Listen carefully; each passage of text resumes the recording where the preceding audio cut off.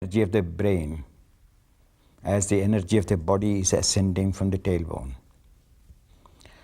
The meeting place of the ascending energy and the descending energy is where your wrist are touching the torso. That's the meeting point of these two energies. Keep your ears receptive, eyes passive. The floor of the brain, which is just above the eyebrows,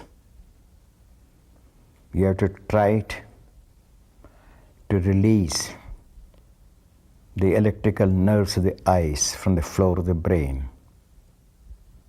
so that the brain from the floor becomes silent, and in that silent state feel how the intellectual energy percolates inwards.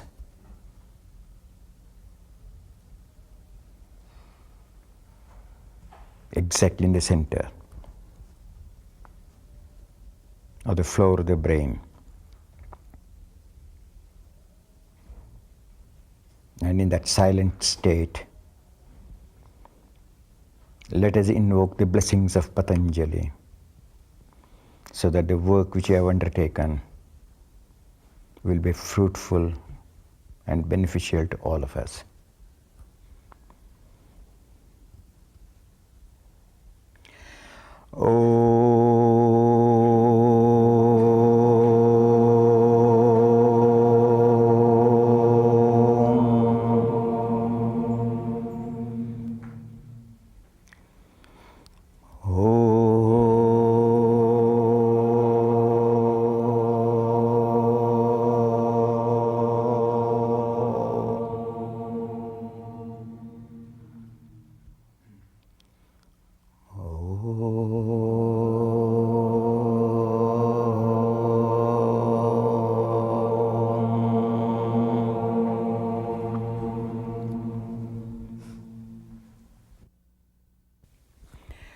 योगेन चित्तस्य पदेन वाचाम्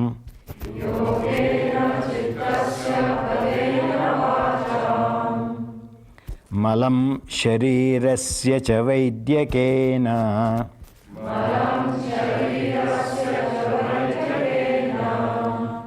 योपाकरोत्तं प्रवरं मुनीनाम्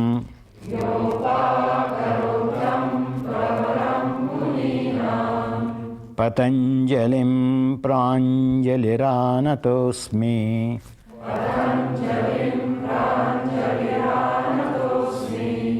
आबाहुपुरुषाकारं शङ्खचक्रासिधारिणं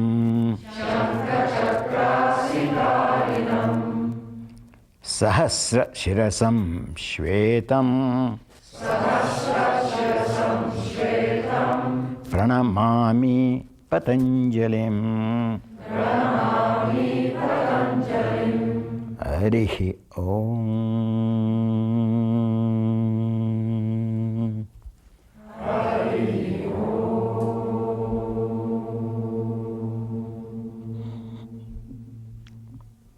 Bow your head to Patanjali, drop your palms down, then raise your head up.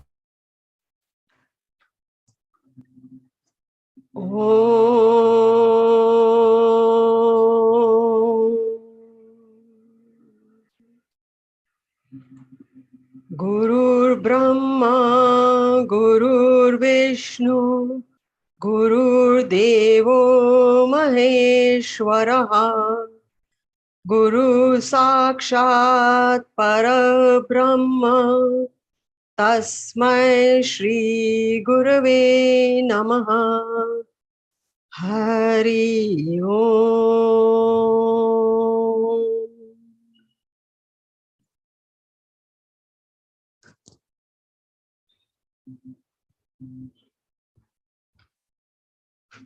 Hello, everybody. Namaskar to all of you. Today, we all meet on this very auspicious occasion of Guru Purnima. Guru Purnima holds a very special place in our hearts. It's a day on which we pay our gratitude, our respects, our obeisance to our Guru, his Guru, and the entire lineage of Gurus. Because it is because of them that we not only acquire knowledge, but wisdom and learn to go through the journey of life, learn lessons of life, learns lessons for life.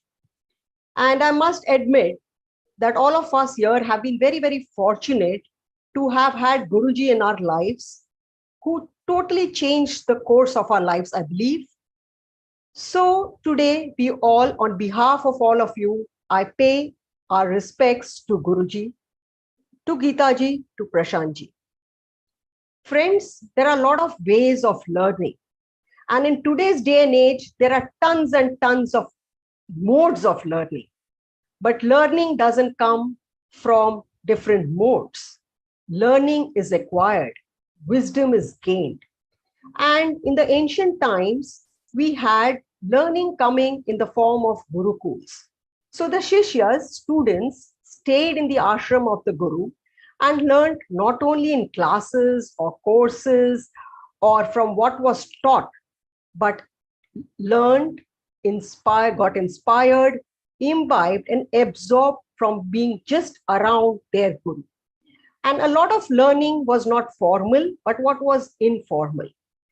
And for us, I must admit that for many decades, we had been with Guruji in class, out of class, and there was constant learning. So today we decided that we can share some of our experiences and more so directly see how Guruji taught. So the year was 1993. It was celebration of the 75th birthday of our revered, respected Guruji. And it was decided to have a session in Panchgani in Maharashtra. It's a hill station. And this was possibly the first time in India that we had an in-house kind of an event. So till then, there were classes, people came, attended classes at the institute, but this was something different. So today I have with me that the event was attended by about 100 people, 100 teachers. And today we have some from of those who participated then nearly 30 years ago, 29 years ago to be precise. So I'm going to introduce the people who are my fellow practitioners, my Guru Bhais, my Guru Bains to you first. So first I have Kay Perry here. She's from Sydney, Australia. Then we go from the time zones. So we will then move to next. We have Noriko Enslin. She is from Osaka, Japan. Then we add on to the time zones and move west. Then we have Father Joe Pereira from Mumbai, India. Then we go ahead to have Corinne Sandhya Birya from Paris, France. And then finally, we have Lee from Minneapolis, USA. So welcome all of you. We have been meeting nearly every year, but possibly this is the first time that for over 2 years we have not met in person.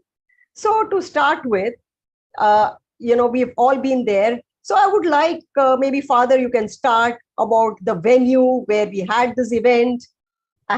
And then maybe all of you can add on memories about just so that people can get a feel, from our expressions, a visual of where we had this mega event. Thank you. Thank you, Dr. Rajvi. I'm very privileged to be a part of this panel because the Panchgani event was a very significant event. Panchgani, where we had this place, is known as the Moral Rearmament Asia Plateau. And that was a place which was originally set up by the Tatars. And providentially, or rather coincidentally, on the very first day of our meeting in Panchgani for this workshop, J.R.D. Tata expired. And so I had to chant the hymn that he had requested me to chant when he died. And so I sang that hymn at the beginning of the class before we did the invocation. Panchgani, this place, Ishiapato, has a beautiful memory of the grandson of Mahatma Gandhi, Dr. I forget his name now.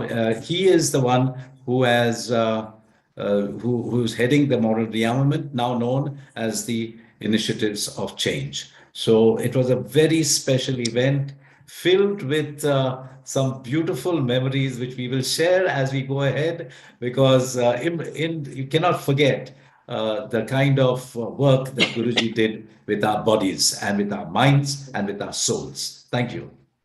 So, Kay, you can tell us how many people were there and the kind of schedule that was there? Well, the schedule, we started after Guruji. Guruji started his practice at 4:30 in the morning. We got to sleep in, and we started having at 6:30 was coffee, and then at 7:30 started the class. And it was a 3-hour asana class, and 10:30 was coffee. Then from 11:45 to 12:30 was lunch. Then we did our notes and lots of other things. And then it was back 3:30 coffee and 4 o'clock class. And in the evening, 7 o'clock dinner time. And I think there was 15 different nationalities or countries with the participants there. I think it was 100 people, and I think about 80 from other countries. So just to sorry, Kate. And we all shared and lived, and my roommate was one of the participants from Mumbai, Mimi, and since then we've become friends. And so that's what happened a lot with this, that because we were there for 2 weeks together, that we formed good, strong relationships and long-standing friendships. So as you get a feel of the schedule, maybe we can now have a feel of the introduction to this entire session. And I don't think any of us can do justice to introduce the session. So we will have it directly in Guruji's words. This is not an intensive class. It is not something which you think that you are going to work very hard. It's an intellectual class which I am planning to take, wherein the oneness in our teaching may set in you people. Universality, intelligence is universal. Each individual may have different facets of intelligence, but at the end, intelligence does not vary at all. Intellect varies. Intelligence does not vary. As intelligence does not vary, we have to learn how to rest this intelligence in the body when we are performing the postures, so that through that placement of intelligence in the body brings grace in the consciousness, so that the consciousness graces the physical body, the mental body, and the physiological body. When the subtlety develops in you, then you learn through the bridge intelligence and consciousness how the seer, the actual seer, can see the entire frame of the physical, physiological and mental sheets, the vehicles, part by part, so that the whole can be seen at the same time, looking into the various parts of the body. This is what I wanted to give you, because each teacher thinks that what he teaches or what she teaches is according to the conditions of the students. But you have to keep it in your mind that you have to reach a certain state where the dualities of intelligence, the differences in intelligence disappear, and there is only oneness in the feeling of all millions of people whoever practices yoga. There should be no change in experiencing that essence of each pose. That essence is philosophy. How to taste each pose while you are performing, that is what I am trying to give you, so that those who listen can carry on to those who have not that destiny to attend these classes. So please be humble.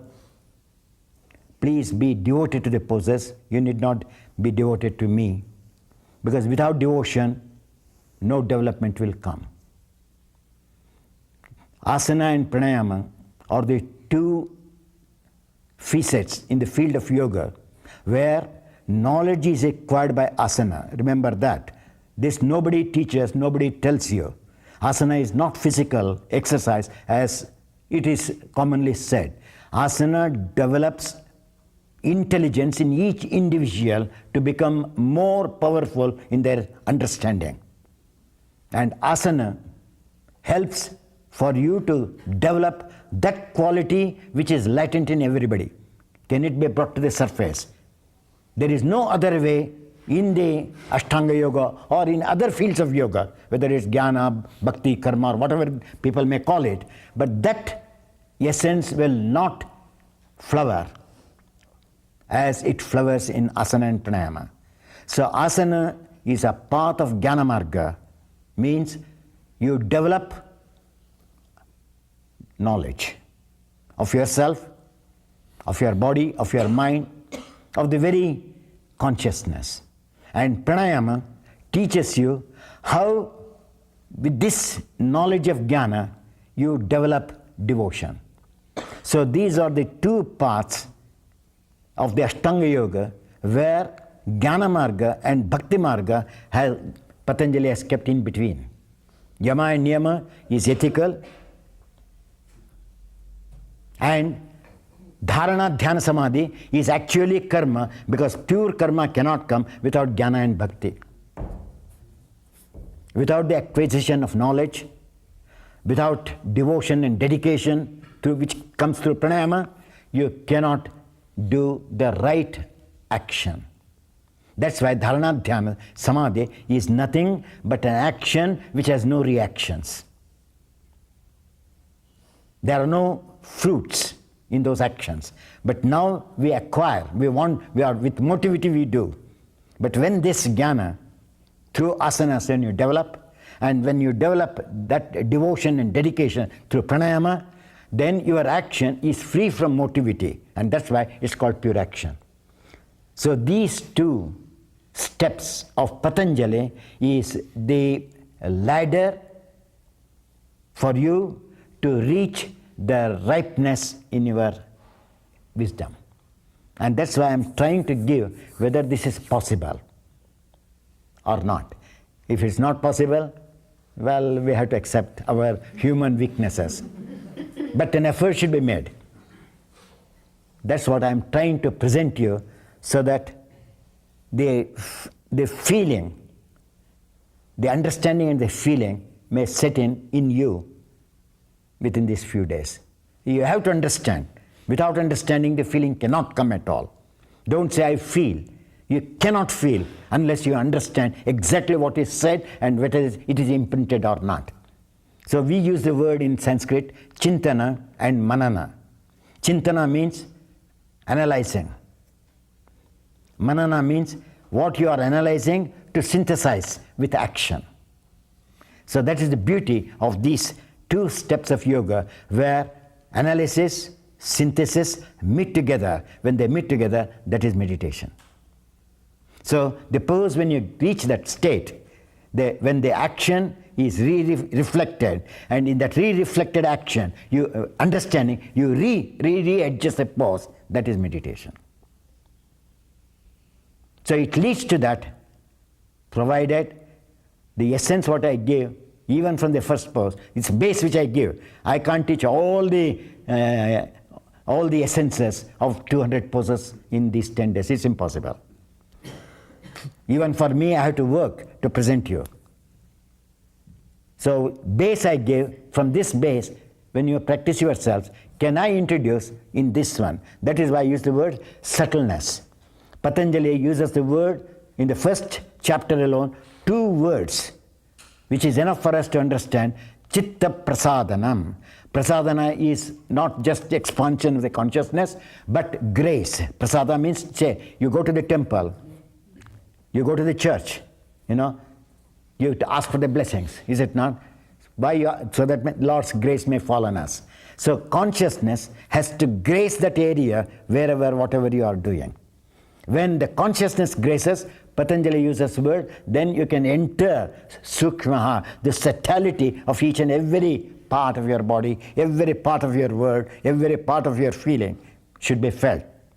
When that sukshmata comes in you, he has used the word adhyatma prasadana. From chitta prasadana, from conscious gracefulness of the consciousness, you have to jump to the gracefulness of the seer himself. In the first very chapter, he has used these 2 words, chitta prasadana and atma prasadana. He has not used the word atma prasadana, immediately knowing very well that people cannot follow, to bring the seer on this point. So he says, bring your consciousness. Then the consciousness works as a bridge. When you reach that essence of the subtlety, that there is consciousness which is dormant, you have awakened it. The moment you have awakened it, it is not the duty of the consciousness, it is the seer to see from there whether the consciousness is awakened or not. Now you have to awaken the consciousness. After awakening the consciousness, it is the seer to see whether that consciousness is awakened on the part of each and every part of your body. Then the seer engulfs the entire body. Then the body becomes an instrument for the seer to penetrate further. And that's what asana teaches. I hope you understand. This is the background. Because why we are doing the asanas also, we are made up of 5 elements. Earth, water, fire, air, and ether. And these has got 5 qualities. So elements are in the physical body. The qualities like sound, shabda, sparsha, rupa, sound, touch, shape, taste, and smell and weight of the body. This is the quality or the atom of these 5 elements.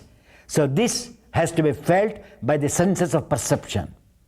Elements are felt by the senses of action. These qualities of elements are felt by the senses of perception, so that you have already conquered the 10 elements of the nature, which are controlled by the 10 organs of the human body. Then comes the chitta, the mind. So as the first principle of Prakriti or the nature is the Mahat, known as cosmic intelligence, that cosmic intelligence in each individual transforms itself into an individual consciousness. So when we are practicing asana, that individual consciousness has to be transformed into a cosmic consciousness in the entire body.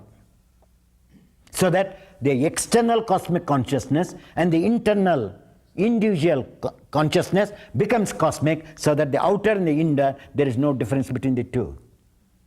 And when that is reached, the entire 24 principles of nature are brought under your control, so that the seer can alone see the 25th principle. And that's what asana teaches, which nobody knows. And that's what I worked for. And I think I'm glad to tell you that I have reached that state by this alone. And I want you also to drink how these natures, the vehicles of the nature, are learnt by the practice of asanas and subdued, so that the seer uses them in order to see how this playground of each individual, as the whole world is a playground of God. For each individual, this body is a playground for that soul. So he can play anything in his part, any part of the body. And that's what asana and pranayama teach us. I hope you understand the principle behind that is the conquest of the nature, subduing the nature through asanas and pranayama, so that the seer alone establishes himself and dictates terms for the nature, so that the nature is under the control of the seer. Till as long as you are not doing the asana and pranayama, it is the other way around. The nature is supreme and the individual is a servant of the nature. But by practice of asanas and pranayama, the scale is reversed and you become the master of your own, the tattvas of nature, the 5 elements, their atoms, the mind, the intelligence, the consciousness. These are the vehicles of the nature, and asana teaches you to go beyond that, so that the seer exists everywhere as a single unit, and that means seer is gracing your body, which is the part of elements of nature or the nature itself. And that's what this thing I want to give you. I think after listening to Guruji in 10 minutes, he has given the entire essence of yoga. Tapas, Swadhyaya, Ishvara, Pranidhana, Kriya, Yogaha. An entire purpose of yoga, the union of the individual consciousness with the universal consciousness. And he put it so simply that it seemed to flow when we were listening to him. But how did it transform practically? And, especially he mentioned right at the start that this is not like an intensive. So maybe Corinne, who has attended some intensives, can throw light on what those intensives were and, how it was now in this event.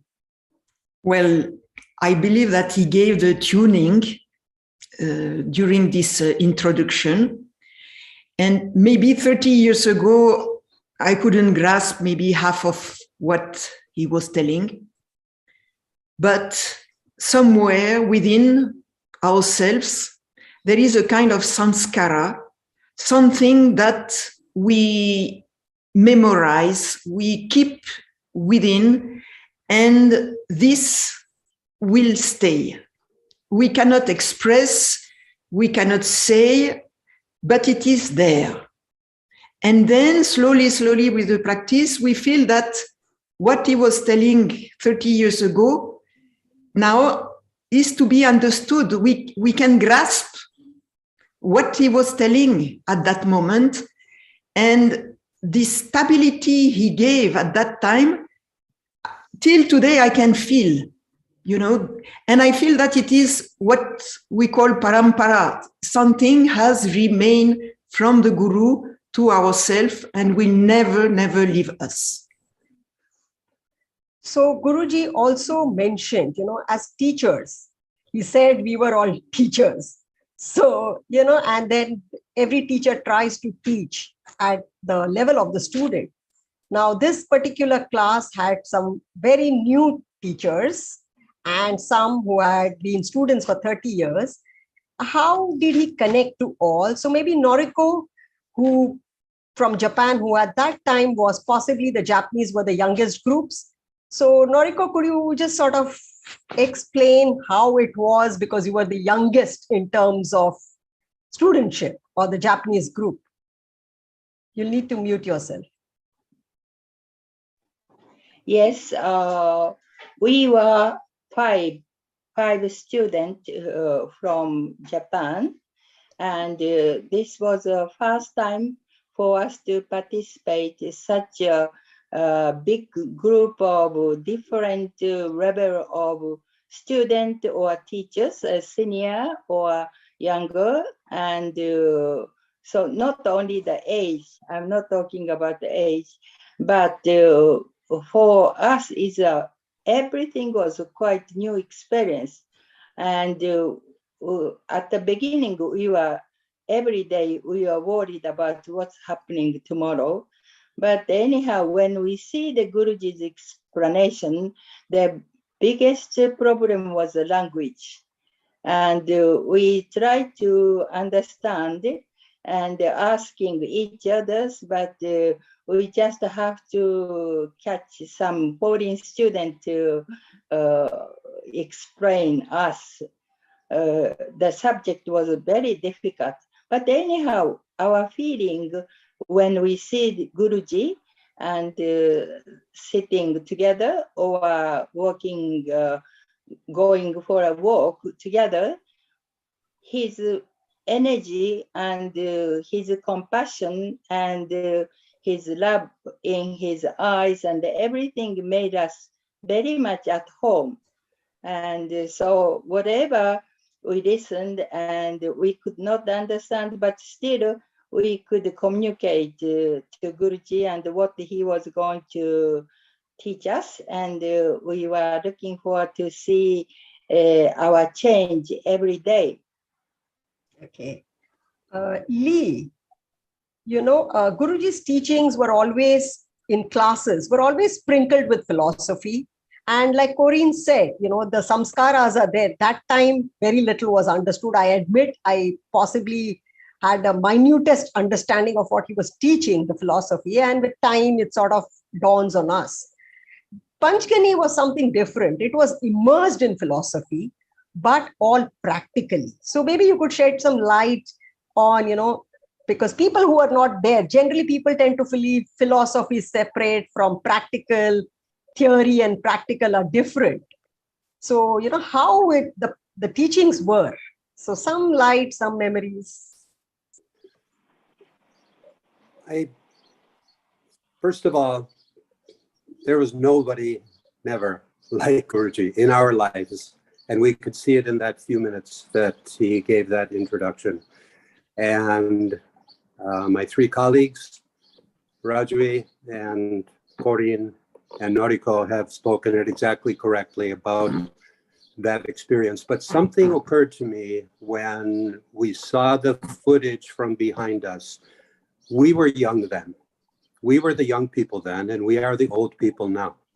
And necessarily because of the event, the distance of the event away from Pune, the people who are viewing have to understand that that footage is not from the Institute in Pune, but it's a few hours bus ride out to Panchgani. And because of the limitation of the people who could attend and the ability of people to get there, we were a young group. And what we will not be able to see in this footage that we see today is that Guruji didn't just teach those youngsters, us youngsters. Guruji had people back in Pune who could probably get no further from their home than to go to Hare Krishna Mandir Road and to attend his blessings, his classes there at the Institute in Pune. And Guruji had them at an age when, at 85 years old, they were still continuing and still preparing for a next transition, a next stage in life. And so he did not just teach the young and the fit. He prepared the old and the people who would not be on this earth much longer. He prepared them for a great event. And I think he brought them along toward that. I think he gave his continued blessing. As Corinne said, it's a continuous blessing. It has not stopped now, though he is disembodied. It has not stopped flowing. It is the eternal flow of knowledge. It is the eternal flow of the Guru Tattva. So I don't know if that was the answer to your question, Rajvi. Yes. Something that I wanted to say. Yes. So for people who may want to figure out, what it is to, what was the teaching like, an actual teaching like. So we will now watch example of him teaching the first pose that all of us would have taught, all of us, every student would have practiced. And let us look at Tadasana. Come on, feet together. Tadasana, every time. Your power of the bottom feet should be observed. The power of the feet is the quality of your intelligence. It's not the quality of intelligence which gives power. It is a power which gives power or understanding to the intelligence. It's quite different. That's why I use the word Prana Shakti and Jnana Shakti. Prana Shakti and Jnana Shakti. Watch your top bottom portion, the buttock skin, which has gone in. Why should it go in? When the skin of the back leg is away from the flesh. Why? This skin is going into the flesh. You understand now? So when Patanjali uses the word dvandvaha anabhigataha, the dualities which come in your intelligence or in your practices, you have to break them. Somewhere the skin is going out, somewhere the skin is coming in, somewhere the flesh is pushing forward, somewhere the flesh is going in. What is this? Is this yoga? You have to question, not me. So adjust, find out. When you coming closer, because still you are not caught me. You know, when you iron a cloth, what do? You stretch this and then you iron, is it not? You hold the cloth on one end and then you iron, is it not? Otherwise it cannot be ironed. So I am standing. Now I am ironing from my intelligence. You can see. What did I do? I am pressing. What is pressing means? Iron is pressing, na? Oh, I have to send the cloth for the press, right? For pressing you are sending it. So here my skin says, come on, give a little press to the flesh inside so that it is very clean inside. Can you see now? So I did not disturb. Now you can see at the back also. Here, I am doing it. Just observe. I move the flesh. Can you see now? Here the skin massage presses. Here the flesh presses the cloth. It's like a gauze. Skin is like a gauze. So you have to feel the flesh touching and the gauze going in the front. So always in asanas, here the skin, I use the word Gyanendriya, remember that word. So there is a vibration. Vibration is sound. So if I am standing like that, there is vibrating. So the vibration means we are in contact with ether. Ether is going out. So let that ether remain inside. What has happened here? The taste. Here works the taste. So I am in contact. So I am tasting my liquid of my flesh. So what I do? Let me go to the ether. Can you see now? So this is the way you have to learn. These 5 elements you have to study with your system. Which element is strong? Which element is weak? So how to adjust this element? I am standing. What is this? This fire. Now I have cooled the fire. You understand now? Like that you have to learn. I'm giving example. This is how you have to learn. Now try. Eh? The banks and the water. So, Father, we had him teaching Tadasana. And normally we consider Tadasana or, the arms and the legs as the organs of action, the karmendriyas, the hard workers. And he brought in the senses of perception there. And I think that went through the entire convention. So would you like to talk about, the whole outlook that changed in possibly in us over a period of time? The subtleties and intensities that joined in. After studying for 10 years spirituality, I only realized what is the spirituality of the body when I encountered Guruji. And I really fell flat. Even after 10 years of spiritual training, we had never addressed the body. And so for me, it was a whole awakening. And I took a long time to understand these finer points that Guruji was explaining, where to look when you are doing an asana. But his Pancha Tattvas really made a lot of sense to me when I asked him to give me a protocol for getting out of addiction. And that made a big difference to me. So I wouldn't understand that time, 40 years younger. I'm 80 years now. So I was just about 39, 40 there.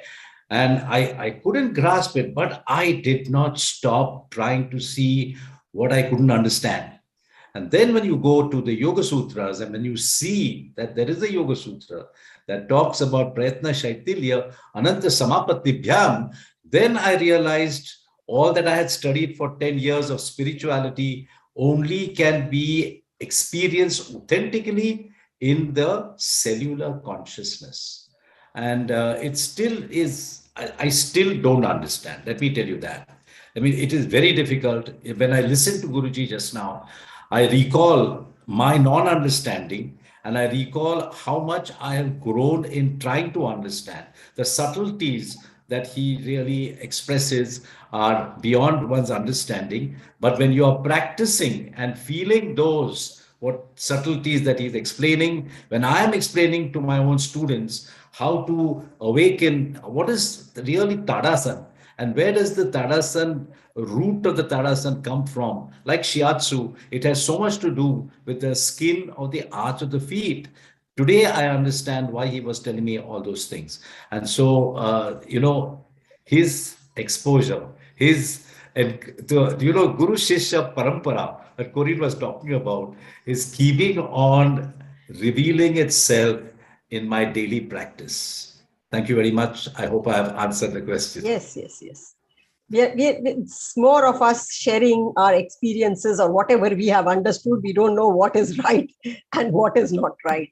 Okay, the depth of Tadasana, if you can, and you have how many asanas do you think we learned then, and how strong was the Tadasana foundation? All I want to say first is what a blessing. Just revisiting this, what he's given us, what a blessing. How he was teaching us to see, and in my wildest dreams, I could never have thought of how I would take my skin to the bone or release my flesh to the skin.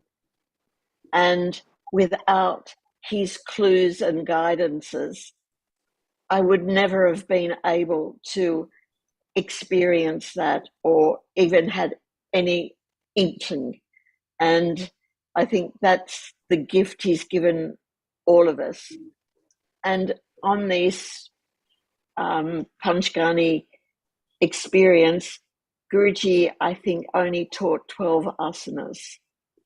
So there wasn't one stage when we were at any stage that there wasn't something fresh, new, inspiring. And what it also gave me was that sense of I want to learn more. And just to think about the elements and how they come alive, and you can understand the rivers of the world and the rivers within your body, how you can link yourself to Mother Nature. I mean, all of this Guruji just gave us freely. And the most complex of thoughts he expressed so simply that all of us could understand. And to start with Tadasana, which if you're just standing still, it was the sensations that his voice was permeating your body so you could feel it. Yes. And he would teach us to be better teachers by looking and seeing the change, as you saw in his own legs, that we could see that in other people and in ourselves. So, being Guru Purnima, I'm just still overwhelmed with all the blessings I've received, and I'm so grateful that I can express it tonight. Thank you. So Kay mentioned about looking within. You know, it's a term which is very often used. Sometimes I would say even loosely, look within. So how Guruji actually made us look within, and let's have a look of how we looked within in not a sitting asana, but in a standing asana. Can you see? This will tell you the bone which comes out from the elbow. Can you see now? This is convex, this is concave. Can you see? This is convex, this is concave. So what is this? It should be convex. If this is convex, this should be convex. If this is concave, this should be concave. Now, where to stretch? You can. I will explain to him. Can you see my finger? Where the biceps end. So what did I say? Now he has to press the flesh upwards. Come on. What happened to the elbow joints? Can you see now? So the brain is here, and this is known as subtle. Can you see now? The seer came here because I touched the subtle part. I see if I say here, the mind is working. The moment I come to the subtle part, then the mind is completely gone. It's only the superior to the mind, which is the seer. The very seer from here stretches. Come on. Have you stretched the seer fully on both sides? Huh? Now he says yes. Left is a little weak. Now, can you see now? That is way of reflecting your action. After reflecting, it is now, because this, why it is less? Even the gross body is not trained. Here the gross body is toned. That's why it is long. Now, I said this is the subtle point. He said it is not working. Now I come to the gross area. This is the gross area. From here, extend. Now, you understood now? This is how you have to work out. That means even the gross body is not under my control. How can I go to the subtle part of my body? Here already the gross is under control. So he said, this, I'm feeling good stretch. So I go deeper into the subtle area. Go still deeper. And then here also this is the subtle area. Can you see now? Still went longer. So this is known as how to bring the quality of intelligence to a higher potency. Now come on. Try. So Noriko-san, talking to you. So we were, you said you were new and all that. But if we look at it, how did you start looking within? The experience. Yes. Oh, you mean about the Guruji's class? Yes, how you started looking inside you. Yes, no, that was the very difficult part. When we could understand every time when Guruji was talking about skin and skin to flesh, flesh to bone, we had to feel.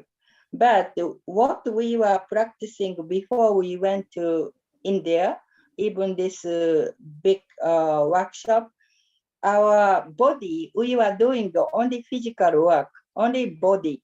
And we were every day we were shocked, or we are shocked and felt, oh, we have been making a mistake.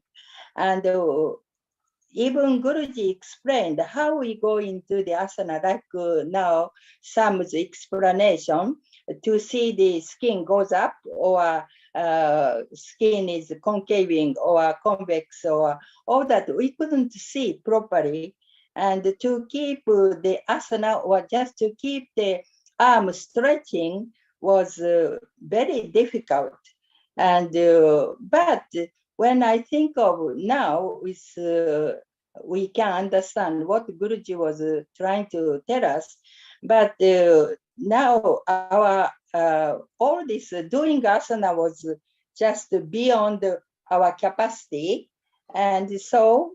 It's not, I know it's not only physical practice, but we had, every day we had the pain all over the body.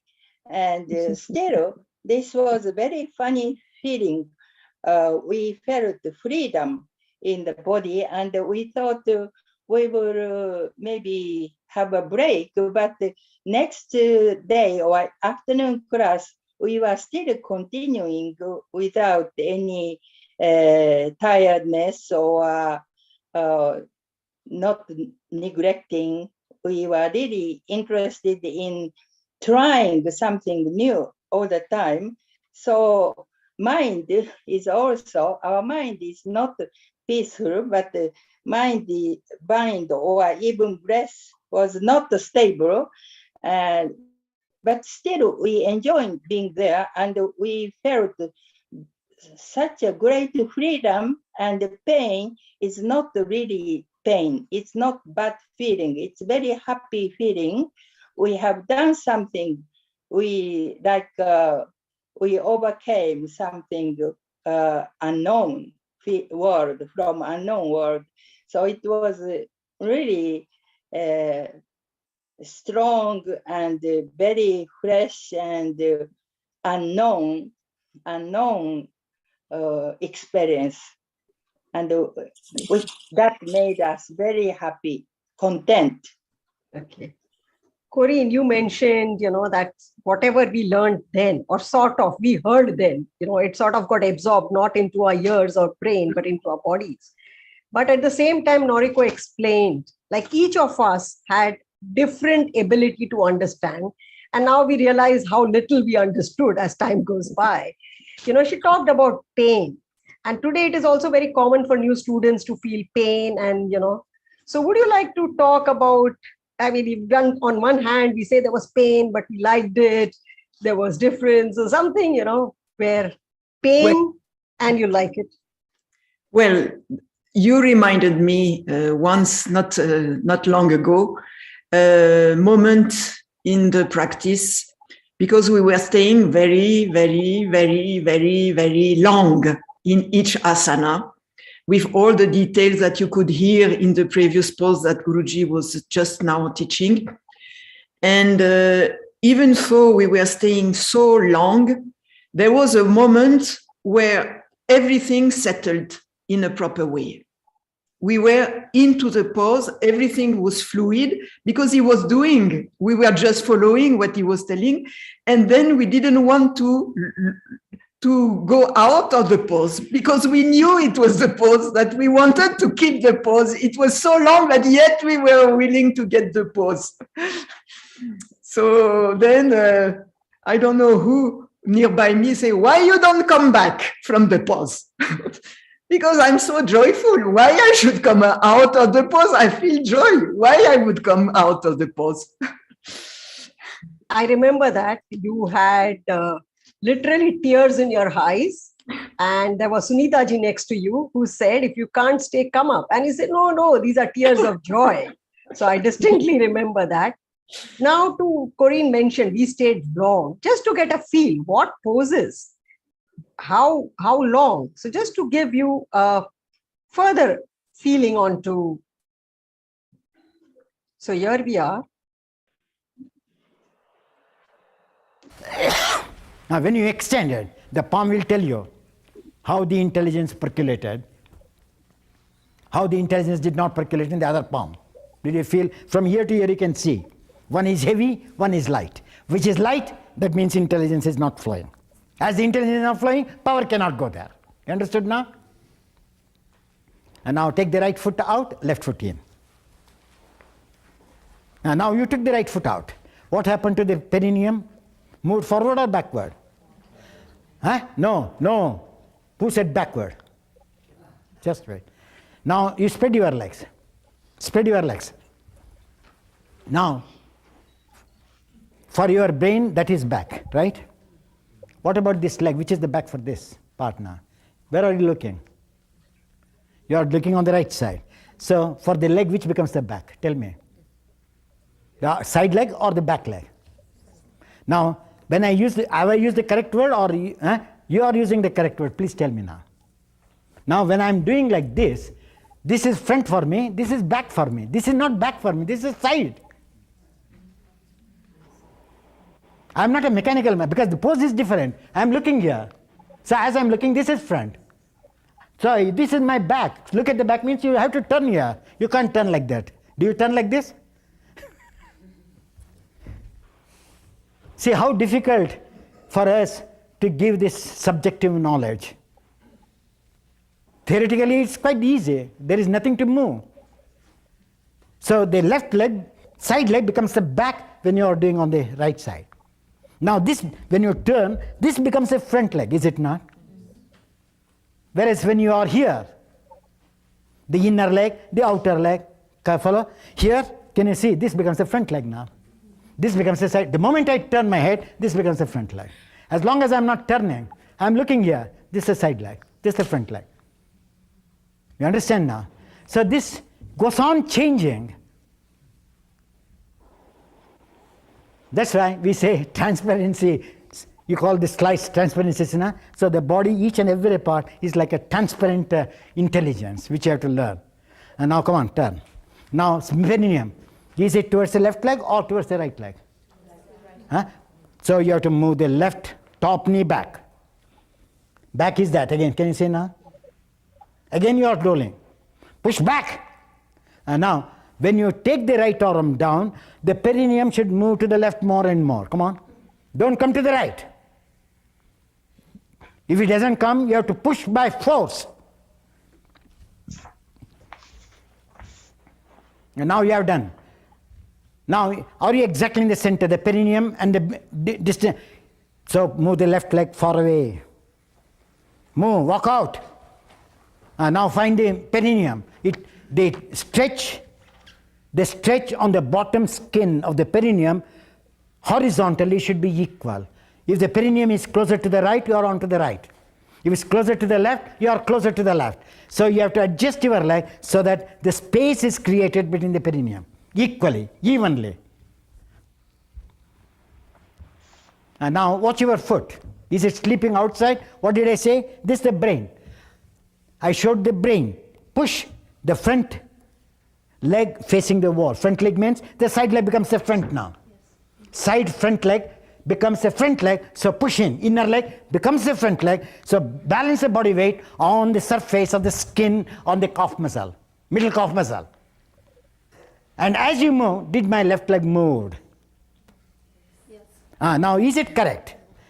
When the master teacher says only move the right, why did I? So what you have to do is, you have to turn the skin from the inner ankle to the outer ankle, left. Inner ankle to the outer ankle. So it is controlled. Now you can move the right easily. Can you see now? Understood? Now inhale, come on. This is only leg teaching. Follow now? So Lee, can you highlight how Guruji seemed to penetrate into our bodies and make it work? Well, he did, and no, that my answer to your question is that no, I cannot explain it. but we could see, and if I may go back just a little bit, we could see on Sam, when Guruji instructed him, how things did change. And sorry for this, but again, I may not be answering your question, but the gentleman who Guruji was working on in the earlier clip, who we only saw from the back, is Sammy Motiwala. Yes. And we all, as a community, have a great debt to Sam and Franny, and love to the girls out there, the Motiwala girls. No, I cannot explain it. No, I cannot explain it, but he made it work. And Corinne explained it, maybe answered your question better than I am answering your question to me. He answered my question. Okay. No, it's not a question. It's just a feeling that I'm expressing, that when I would try to move my body, it doesn't move.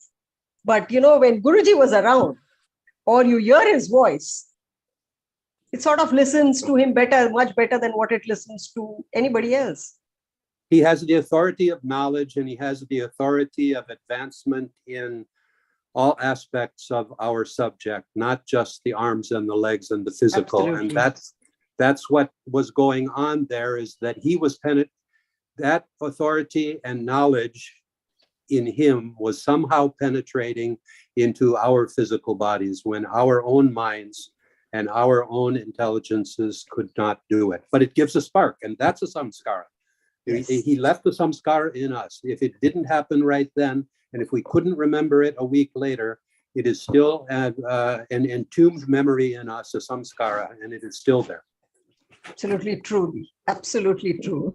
You know, and that's the reason, like you mentioned right at the start, that I mean, by definition, Guru is the one who removes the ignorance and shows us the path of light, and that's what he's done, and it continues showing us even in the so-called absence of his physical presence. So we will now see a clip of how Guruji actually made us see, the Adho Mukha Svanasana, to see the I wouldn't call it, I don't know, I don't have a term, whether it's X-ray, a CT scan, MRI, and much beyond that, looking and knowing the entire body, and not anatomy, not physiology, the consciousness.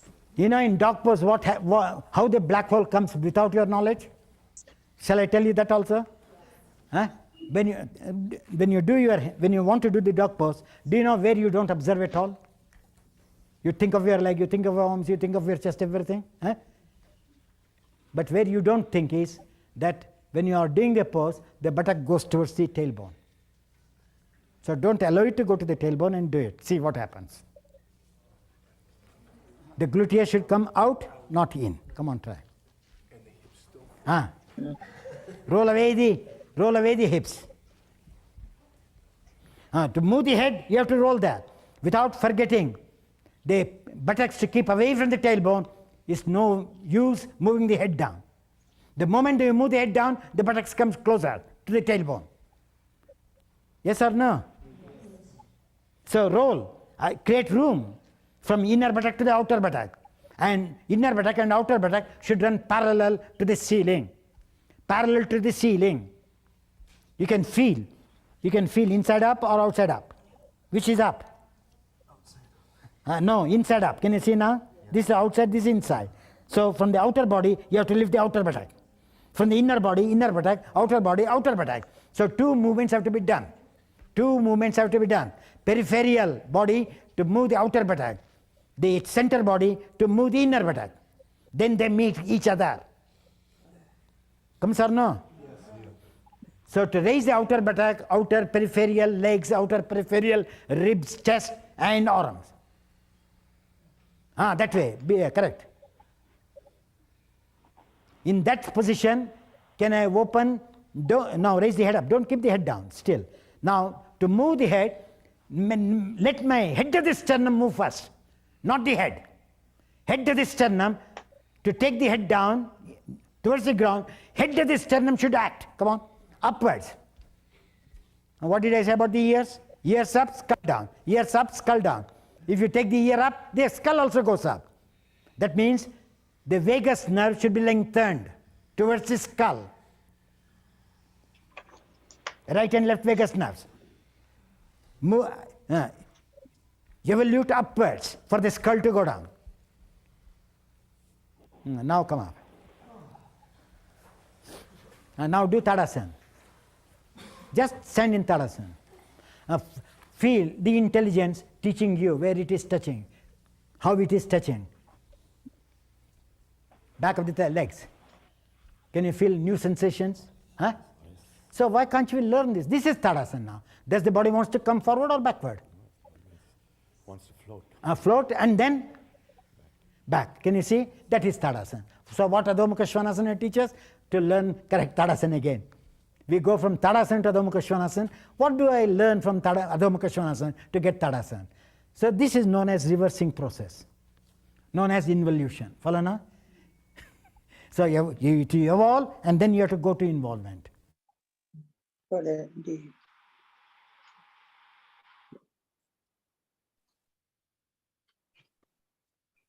Yeah. So one Adho Mukha Svanasana, where you have skeletomuscular, you have neurology, you have full consciousness, and then this new term which he had coined then, black holes. I think that remain impacted in our minds, when he spoke about black holes. Father Joe, you want to speak about, the black holes that he spoke about, and then in many of the, possibly right through.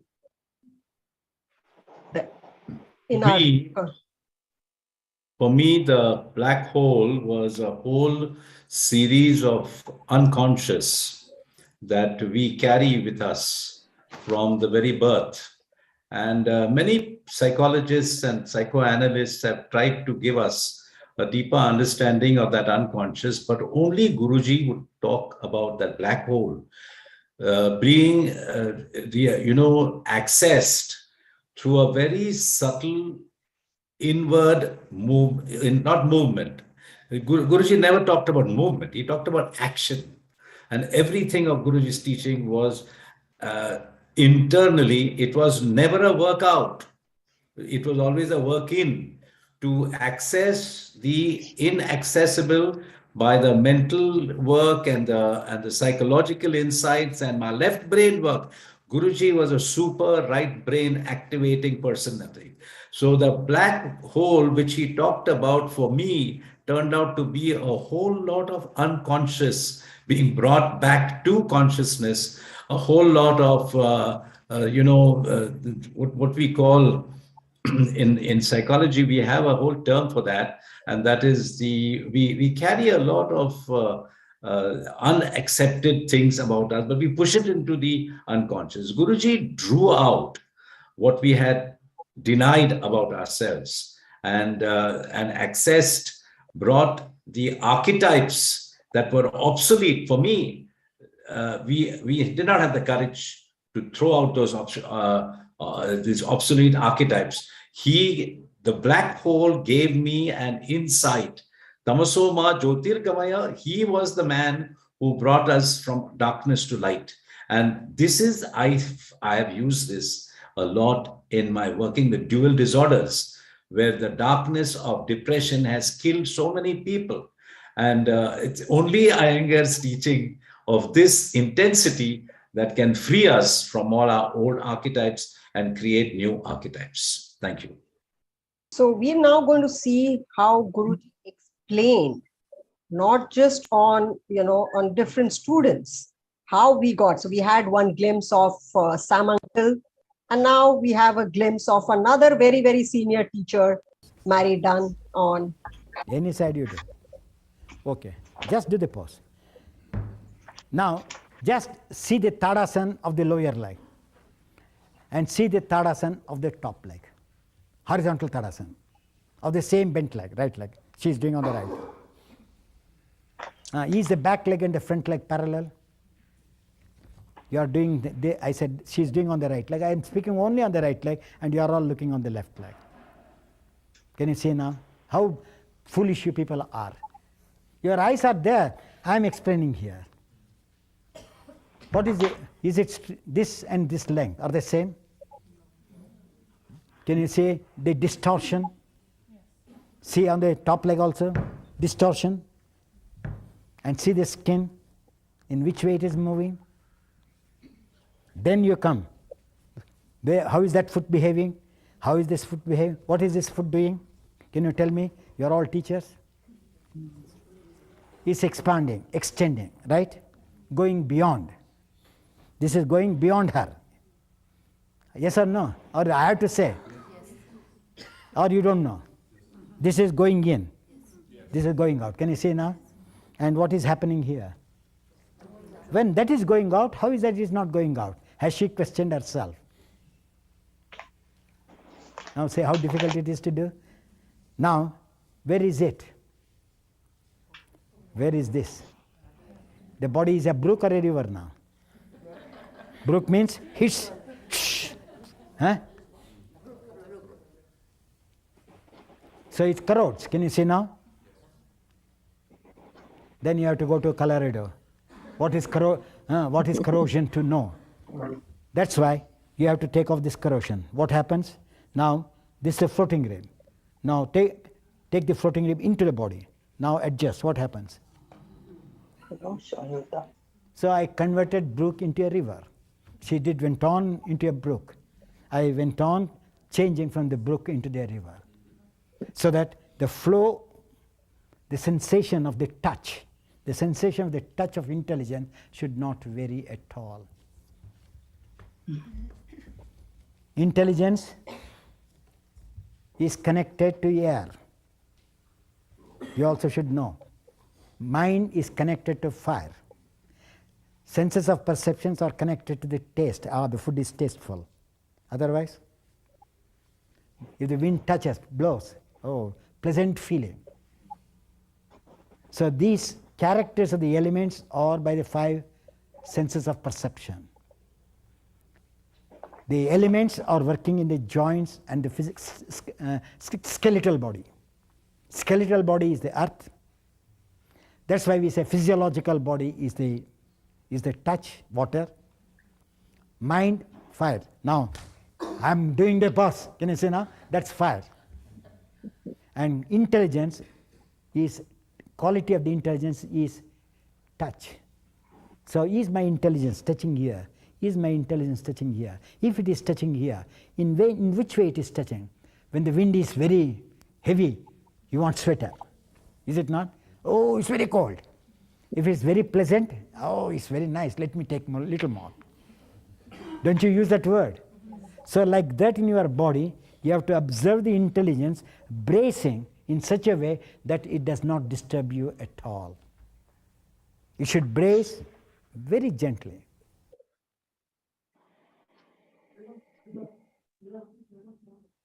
So while we were so engrossed in watching the subtle explanations, I just wanted to draw your attention, especially the audience.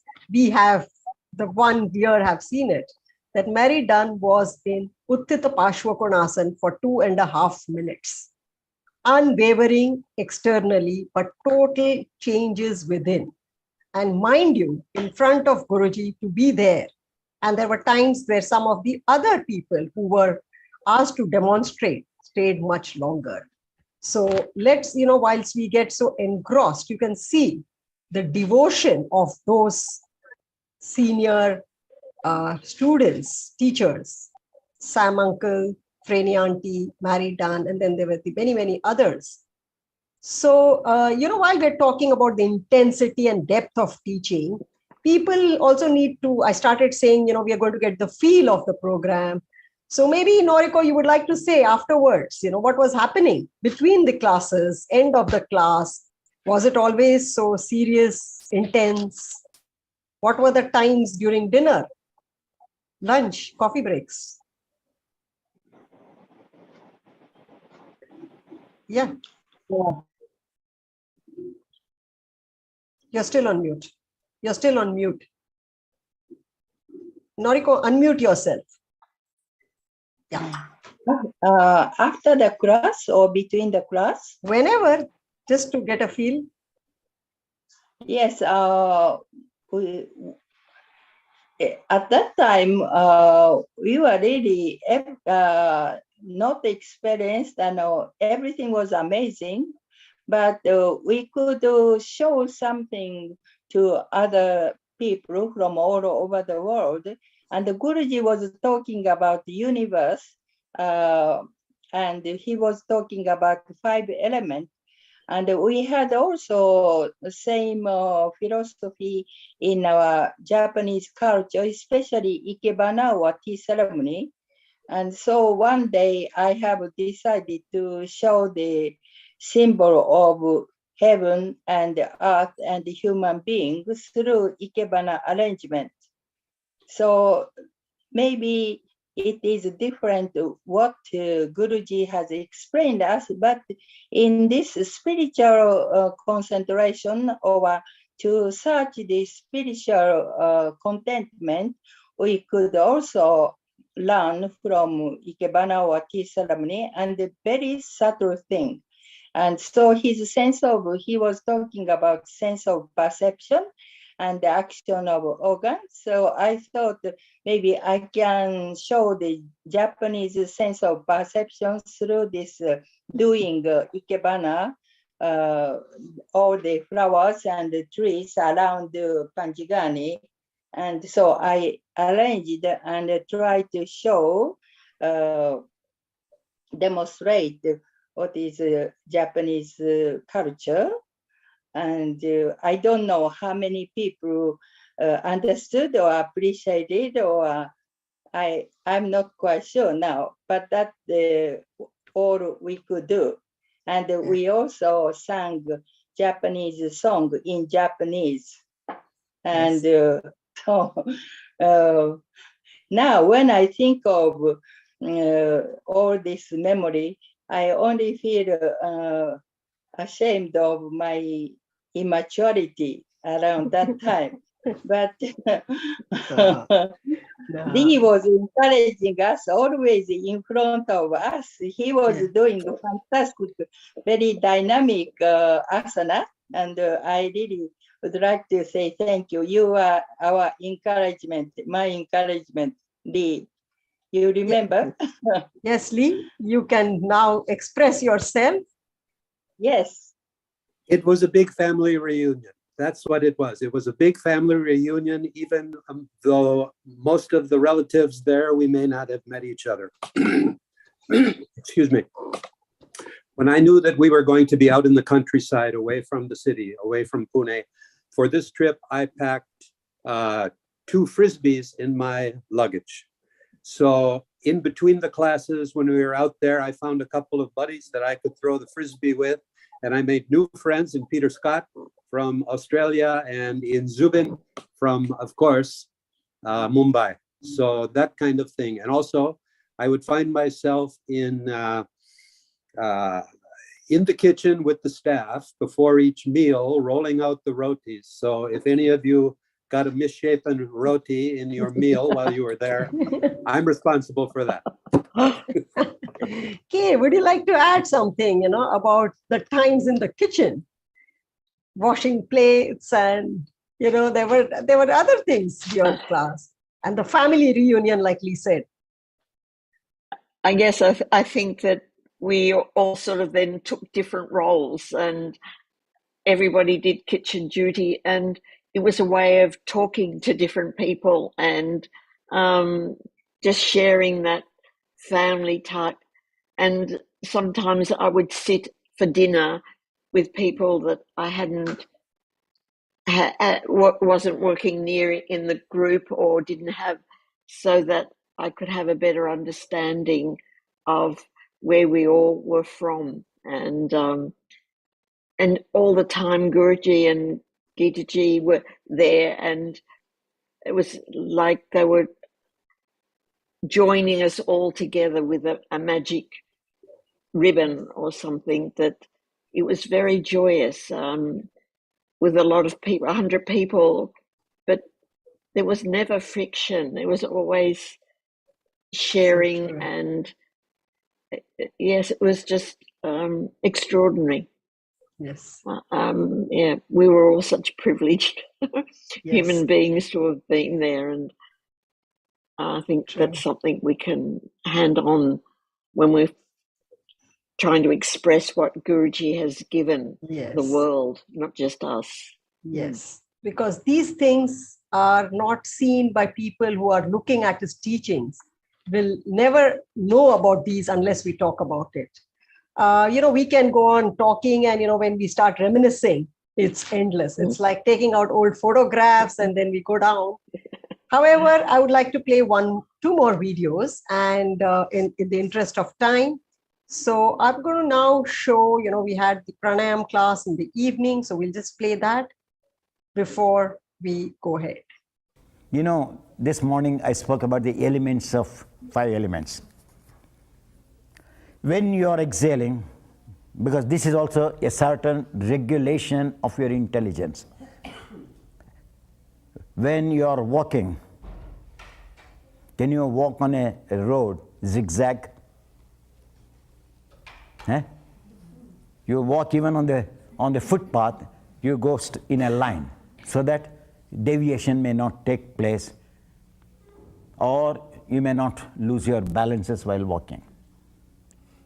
You carefully see, and then you step forward, is it not? So pranayama is just like walking mentally on the inner avenues of the body. I hope you understand. And inner avenues are the windpipe, bronchial tubes, aerial cells, all put together, or the various avenues in the body. So when you are taking the in-breath or the out-breath, you have to observe whether the breath is going in through that avenue or not. And when you are exhaling, you have to find out whether you are releasing the breath from the avenues or somewhere else. So that is the regulation. You understood now? Not regulation of your in-breath, length of the in-breath, length of the out-breath. The difference between a practitioner and a non-practitioner is this, that a practitioner regulates the inflow to go in through the avenues to reach the extreme end, the goal, which is the frontier skin. That's the end of inhalation. So when you are exhaling, you are following the same avenue. So is my attention skips away from the avenue, or am I in that avenue and continue my exhalation? So you can understand how much inner attention is needed in each inflow of breath and the outflow of breath. This can be felt easily. And when we start inhalation, before we start inhalation, we exhale. Why we exhale? Tell me. You are also doing pranayama. I have also written in my book, exhale. Follow now? Why? No. Huh? To clear the path? Huh? Clear the pathway. No. To reach the inner ether, inner space. As you go on exhaling, where do you reach?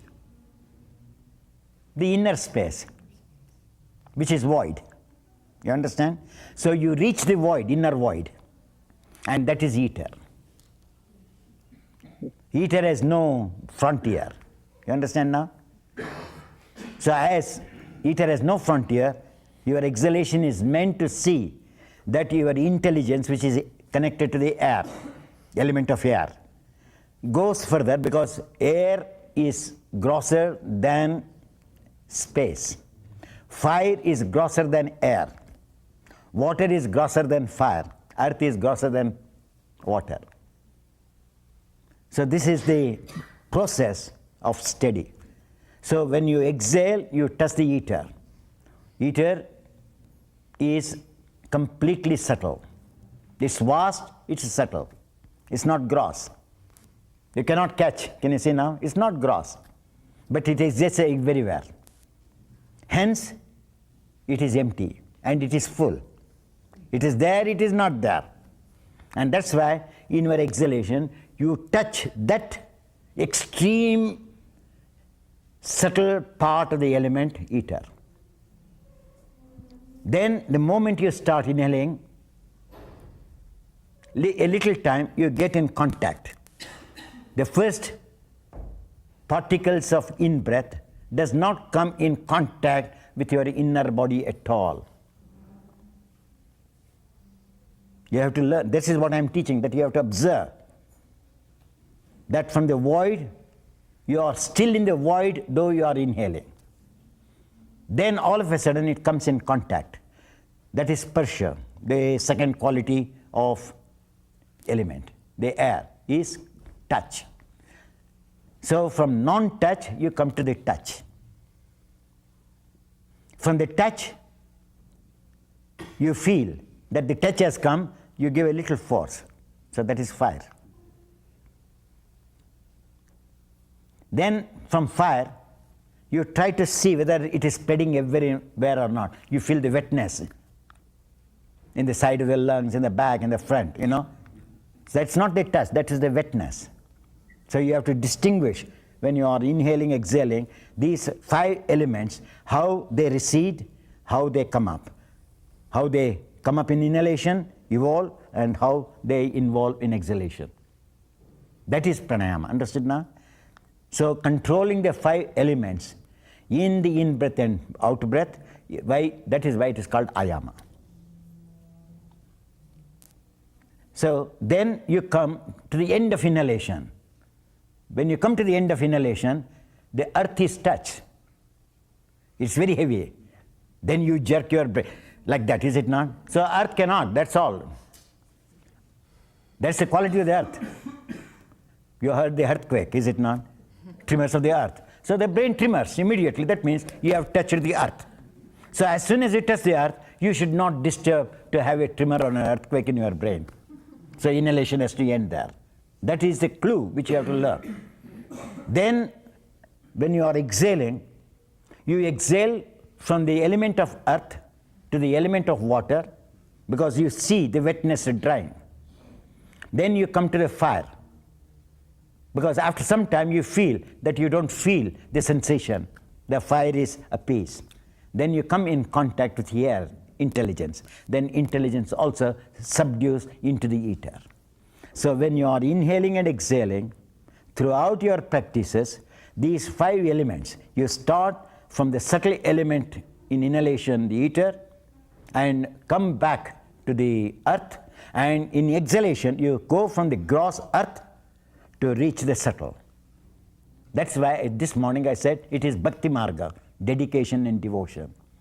So these 5 elements are understood in your in-breath and out-breath. At that time, your mind is completely in a state of silence when you follow this.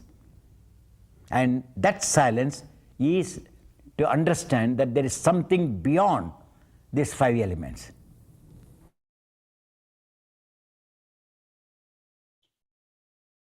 And Guruji always said that through the practice of asanas and pranayama, we follow the path of karma, jnana, and bhakti. All 3 were involved in the practice. And these are all glimpses. Before I play the last video, I cannot but remember Gitaji. And, even during this convention, even otherwise, and I would like Kay and Corinne to bring some memories about Gitaji during this convention. I remember during a session of pranayama there that Guruji was asking a question to us, and we were in the practice itself, eyes closed, and nobody was answering the question, but there was a voice from backward who answered Guruji. And Guruji was very surprised by the quality of the answer. Who answered? And everybody kept quiet, even Gitaji. He repeated this question a second time. Who answered? I believe that a sign, something has been done that he understood it was Gitaji. So there we got also the lesson of her knowledge. Yeah. Okay. It was, Gita was such a great teacher in herself. And there she was working in the group with us. And the difference between how she had to separate her father from her guru, and then she was like a sister to us in that we were all together, and he was our guru.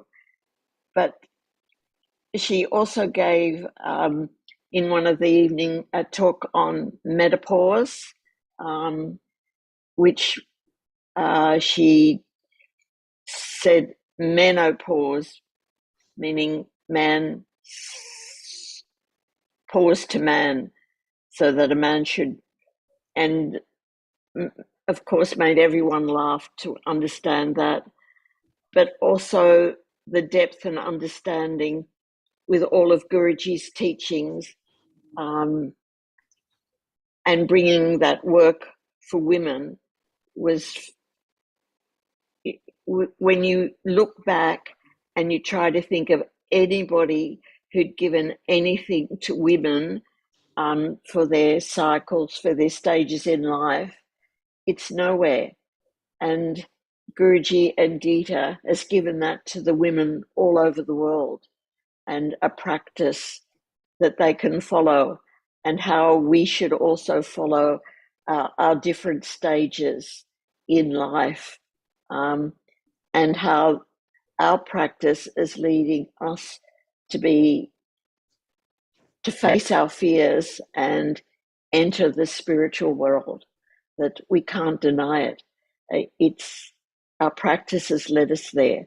And I think it's just the genius of their ability to share what they had with us that could give us a glimmer of that light. Yes, Kay. Blessings again. Yes, Kay. Actually, it was during this convention, I can say that there was so much of stability. There was physical, mental stability. There was the intellectual fire that was ignited and which continued burning. And the ego totally evaporated, disappeared. And I think that was so many things we can talk about, but we also need to respect time. And therefore, I would like to first give my pranams to Prashantji. Namaskar, Prashantji. And now we will play the final video of Guruji teaching Pranayama and Shavasana, after which immediately Prashantji would talk. So thank you all of you for joining in. And, after Guruji's Shavasana, Pranayama, Shavasana, I would like to totally switch over to Prashantji. Thank you all once again. Yeah.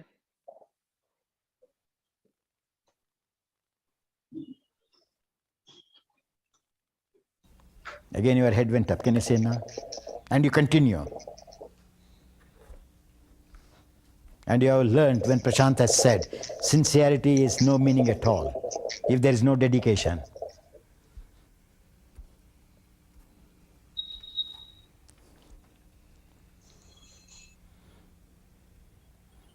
Now just raise your head up. What do you feel in the temples? You have to tell me. Is it heavy or is it non-existing? Non-existent. Non-existing means you have done little better. No? That means if there is, you have not done well. So this is the way to know something is still wrong in me. Now, wait. Another way. How do you feel the throat? Huh? Right side and left side. Which is more open, which is less open? And now you understood? So which side is closed? Your head had moved to that side. Now you understood how to know the mistakes. That's what I'm bringing. So you have to go to the general, then you have to come to the particular. Why there is freedom here? Why there is no freedom here? You have to again think, to redo. Oh, what happened? Then it will tell you, my head was going to that side. So constriction was taking place throughout, unknowingly. You understood now? Now Shavasana. Let us see how you will learn.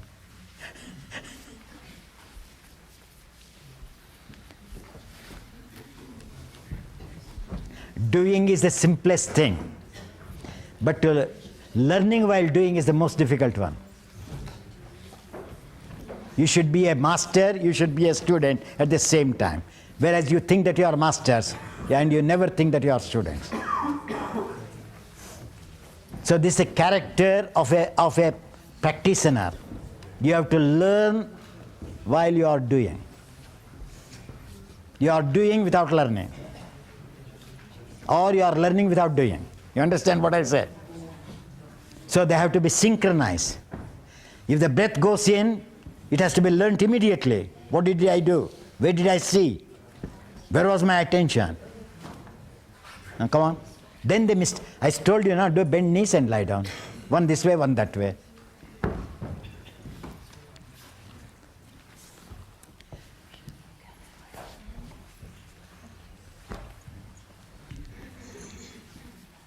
Now relax your groins. Be passive in the knees. Now close your eyes. Now what did I teach you in the eyeballs also? See what she said, let my eyeballs rest on this socket deep in, and let me reverse the vision. As I see the external world with open eyes, can I see the hidden world with closed eyes? Peek within through the eyes so that the brain follows the eyes. Now you will just observe. One sacral muscle is above, one sacral muscle is below. That means your sitting also was like that. One muscle was up, one muscle was down. At least in this one, keep the sacral muscles by your help of the thumb parallel.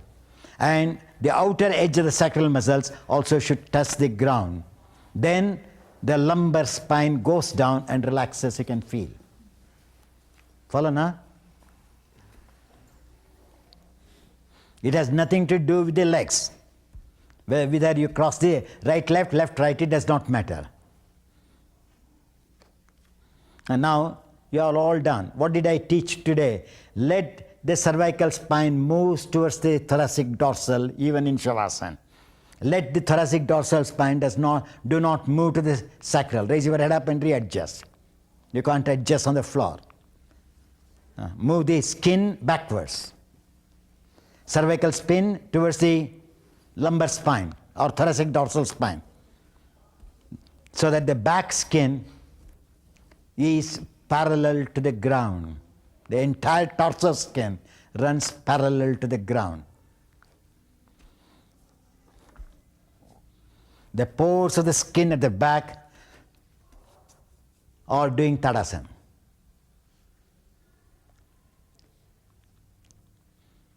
Watch your shoulder blade. As I said, that is the arrogant part. Even in lying down, the shoulder blade should not move towards the back of the neck, but towards the kidneys, so that the back top skin runs parallel to the floor. Now watch your back armpit skin. They are short, the top one is long. That means the back arm is constricted. Bend your elbows, all of you. Then inner armpit of the back, which is on the ground, lengthen towards the elbow. After lengthening, without again moving the skin back, retarding the skin, drop the arms down. Watch the armpit skin. See that it doesn't move back. So carefully you have to bring. And now watch you can do, even if you want to, deep inhalation, exhalation, there is freedom on your side chest. If the armpit of the back is short, the breathing is wrong, going to be wrong.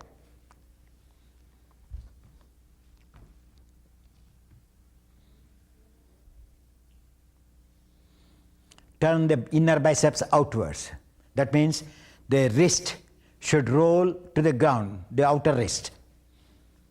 A thumb wrist, you are all moving to the thumb, you are going to the little finger. Come on.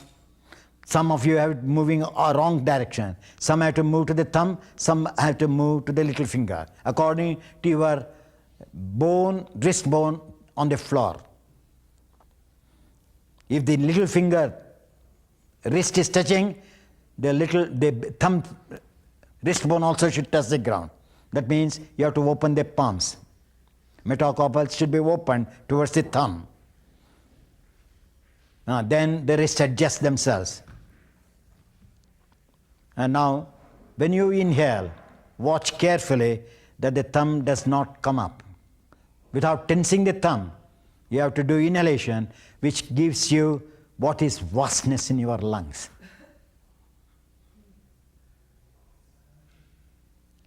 Which you have not felt while you were sitting.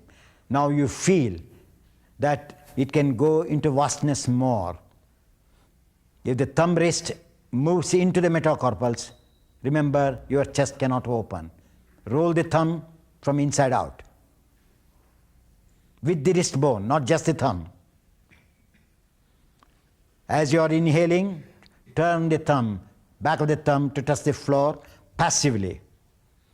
Then you know the side of the chest opens more and more. Do you feel or no? So that is known as exploration. You have to explore all possibilities to get the right action.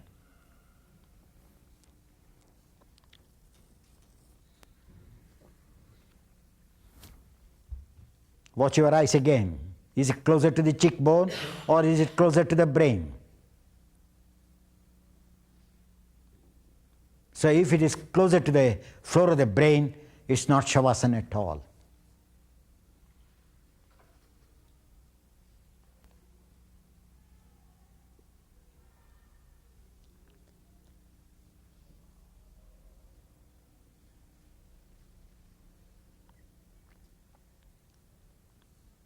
And now move to this side and then after that.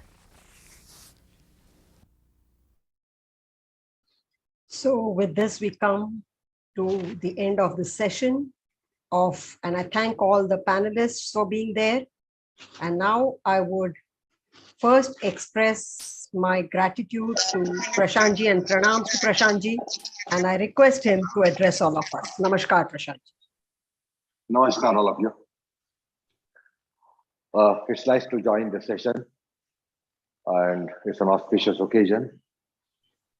I will just say a few things which are so pertinent here. Because Guruji was primarily in the mission of popularizing yoga. That was his mission in life.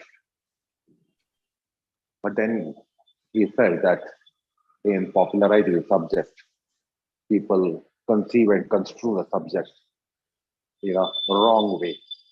Like asanas are dubbed as something very physical. And Guruji was quite furious about such remarks coming. And even the students were conceiving and construing the asanas as very physical. But since Guruji had embarked upon writing the books on Light on Yoga Sutras and then Light on Pranayama and Light on Yoga Sutras and of course the philosophy of yoga. And that was very much in his mind that he is not able to say so many things in the flow of his teaching, which was primarily for propagation. So the point is that behind the physical body, there is metaphysics. And he wanted to bring to notice this thing, that there is metaphysical matter and metaphysical principle of consciousness. And this metaphysics was something behind the perception of the students in yoga.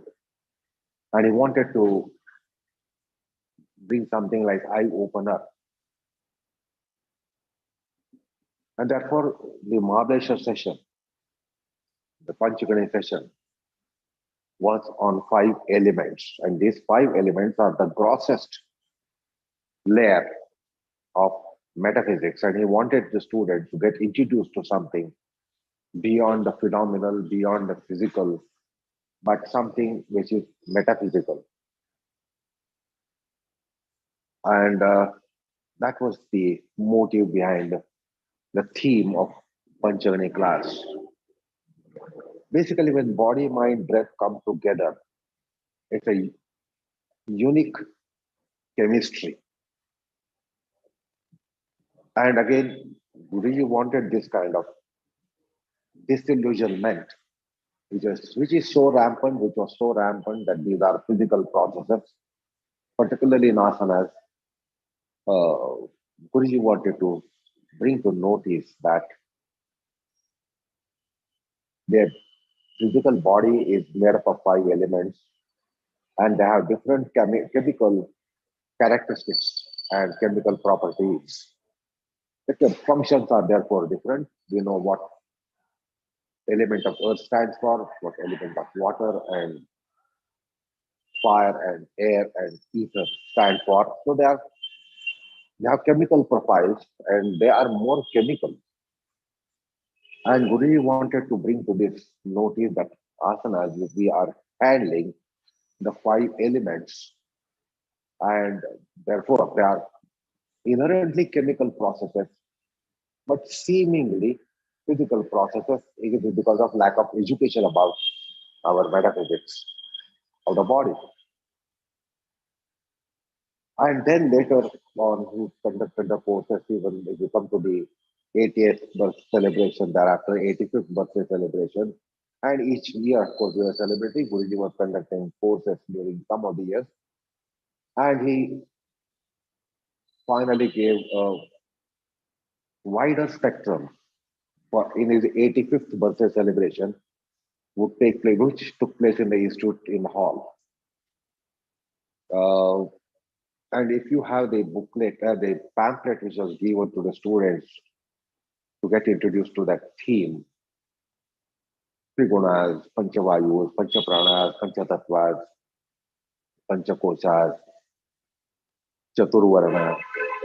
So all these things, how they are integral in a yogic process. So Guruji wanted to bring to notice this because in the fervor of propagating, yoga had become very, very consumeristic subject, and people were looking for ulterior benefits through yoga. And Guruji did not want people to have this kind of ignorance that it is not what it seems to be, and it is not what you think to be.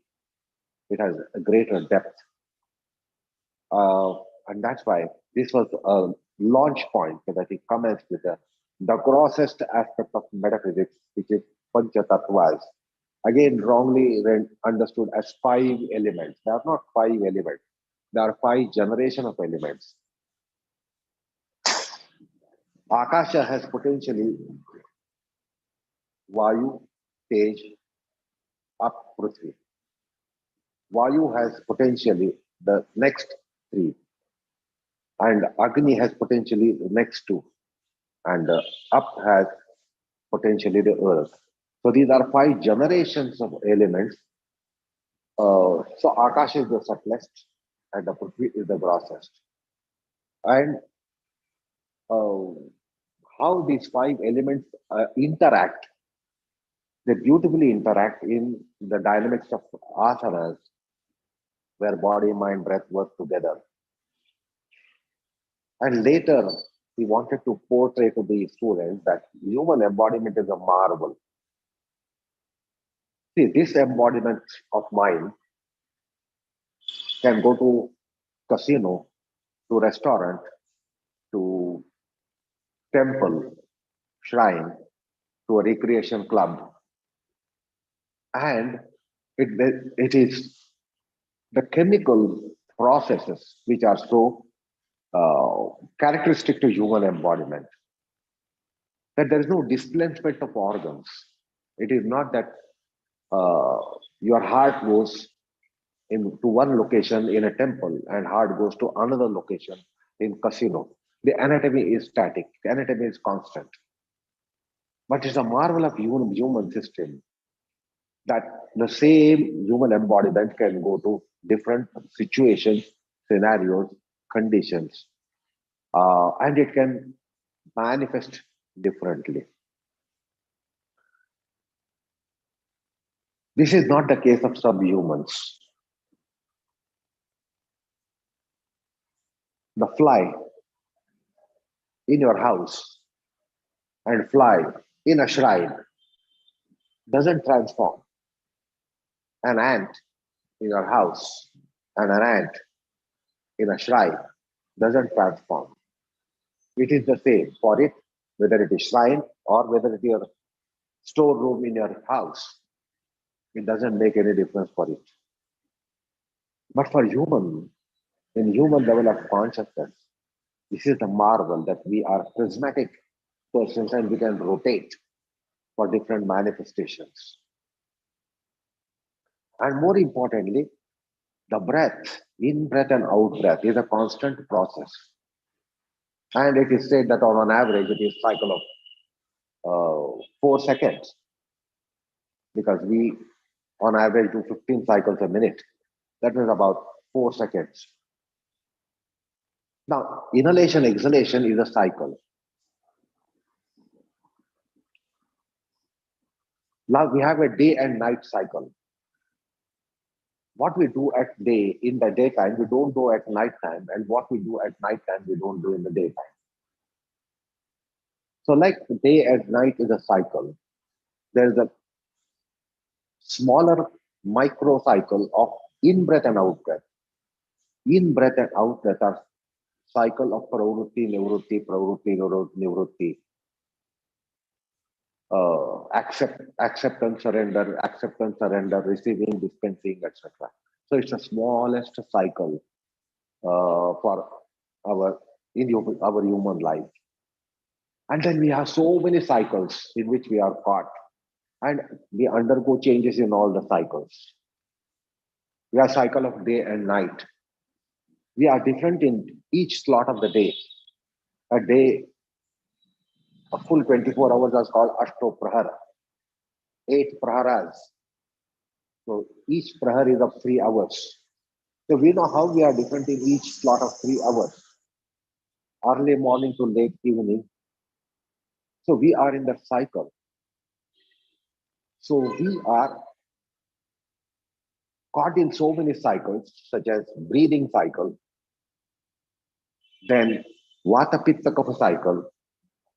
The Panchatattva cycle of 1 hour goes on in us. It is said that in 1 hour, we will be cycling through the breathing of the 5 elements. Then we have a fortnight cycle, we have month cycle, we have annual cycle. Then we have decennial cycle. 10 years becomes a cycle, we say decades. We have a century cycle, we have millennium cycle. So the smallest phenomenally is our breathing cycle. And then largest is perhaps, in a lifetime, it is perhaps a century, because we might be moving from one century to another century in our lifetime. Some of us at least. But that largest cycle, no one has a clue about it. There is also a cycle of 60 years. After 60 years, why do we have Shashtabdi Purti Shanti? It is because we come in a time once again when the constellations are identical, which they were at our birth time. They are not coming back unless there is a cycle of 60 years. Like January will come only after 12 months. Any month will come only after 12 months. So also the 60 years cycle of the years will bring back us to the same constellation of stars in which we were born. The 60 years have 16 names. So say January repeats after 12 months, the 61st year will repeat after 60 years. So there are names to those years. That are Samvatsara Chakra. So we are moving through so many cycles, from breathing cycle to day and night cycle to fortnight cycle to monthly cycle to 6 monthly cycle to annual cycle to decade cycle to century cycle to millennium cycle. So many cycles we are going through, but we are not aware of. The largest cycle in which we are, which spans, for your surprise, it is 225 billion years. That's the time the sun takes to go around the galactic center. So that's the largest cycle in which we are. So there is a lot of metaphysics in our embodiment. And Guruji wanted to comment that by introducing to Panchatattvas. And then he went further to Trigunas. So from Panchatattvas to Trigunas, there is enormous metaphysics which Guruji wanted to bring to notice of his students. And that's how it got launched in Panchgani session on his 75th birthday. And more importantly, if you heard the final statement, which is Mike Bob word, he said, your learning and doing should go together. I say education and execution have to go hand in hand, not to get obsessed by, overwhelmed by execution and neglect education, or overwhelmed by education and neglect execution. So that has been my rock bottom theory in teachings, that education and execution should go hand in hand. So maybe I can claim that I took that lesson in Guruji's 75th birthday, and we are able to go a long way by that, because embodiment is matter of something that we should be knowing and not just having. We all have it, and knowing is not just knowing anatomy and psychology. There is metaphysics in us, and yoga takes you to the metaphysical domain in our existence. It is because body, mind, breath, they are intertwined, and then it's a unique substance when they are integrated. And Guruji wanted this very much to be impressed on the mind for the students. And that is what got commenced in Panchgani. So with that, I myself pay tributes on behalf of all of those who are virtually present. Humble obedience to Guruji on this Guru Purnima day. So I will touch his feet, and you will all be able to see his padukas, and you can offer your obeisance.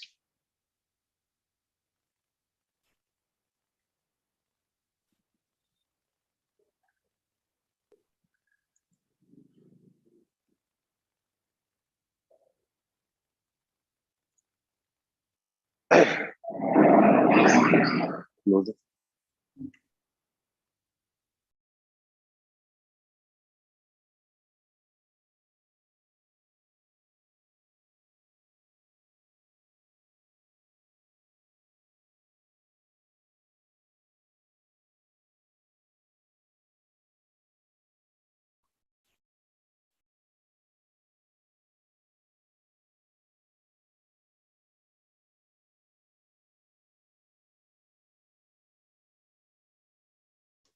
So with this,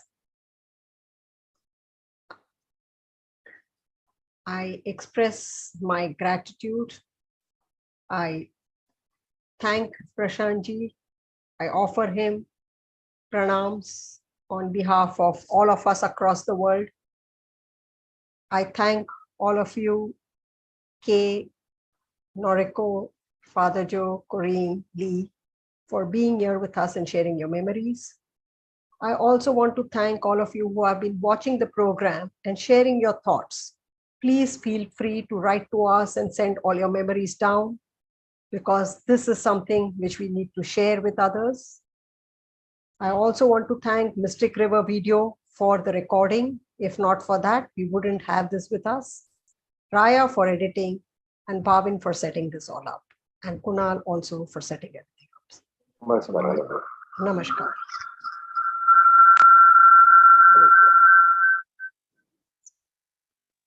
So with this, we end the meeting.